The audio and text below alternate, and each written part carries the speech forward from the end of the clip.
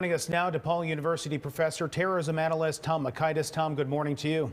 Good morning. What is the end game for Vladimir Putin here when he's invading a sovereign nation? Well, in this case, he's clearly trying to reestablish Russian control. He's already got Belarus essentially as a puppet state, and Ukraine is the third leg of what used to be the big three in the Soviet Union: Russia, Belarus, and Ukraine. So he is unhappy with the revolution that took place in 2014 and is seeking to reverse that. He really would, if he could do it, like to reestablish the Soviet empire. I think that is probably out of reach.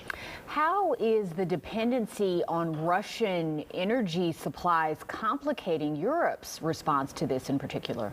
Well, of course, it's a cause for concern, although right now it doesn't seem to be hampering our ability to respond.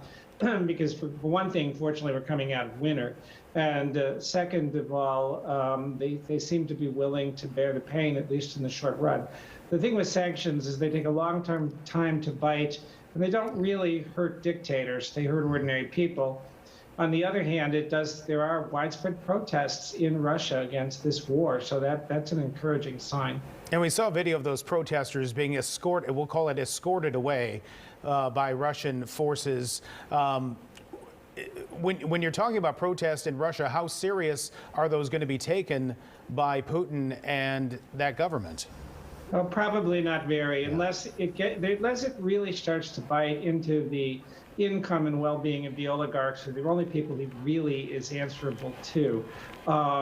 He can control these things very well with selective arrests, and he's quite ruthless. Some of these people, journalists have been killed, people have disappeared. He's even struck critics outside the country. He's tried to kill people in England. Tom, what did you make of Putin's thinly veiled threats referencing Russia's nuclear power? Well, that's an unspoken, thing that everybody is keenly aware of. And one of the main reasons we're not getting involved, and one of the reasons it works both ways, he will probably not cross the border into a sovereign NATO ally.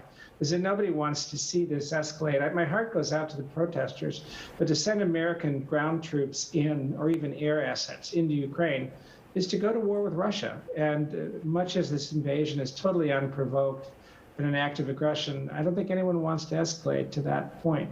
Now, the other thing is, of course, the Ukrainians seem to be holding their own reasonably well. They will not win, but on the other hand, they could make a Russian occupation really costly and at some point perhaps not worth the effort. Tom, I want you to put your international relations hat on for a moment, and let's talk about the United Nations. The Security Council right now is chaired by Russia. When you're talking about having a body like the United Nations, the sole purpose for which is to not have these types of situations happen between countries, what are we going to be looking at for the future of the United Nations if it's not able to avert an international war?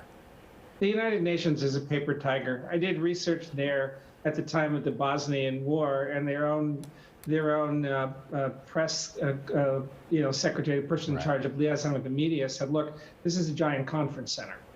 Yeah. We can hold meetings, we can have discussions, but we have no power beyond what the member states give us. And the way we constructed the UN in the immediate post-war world of World War II was to give the big five, permanent five members veto power. As long as that's the case, it doesn't matter who is chairing the Security Council, nothing is going to get done.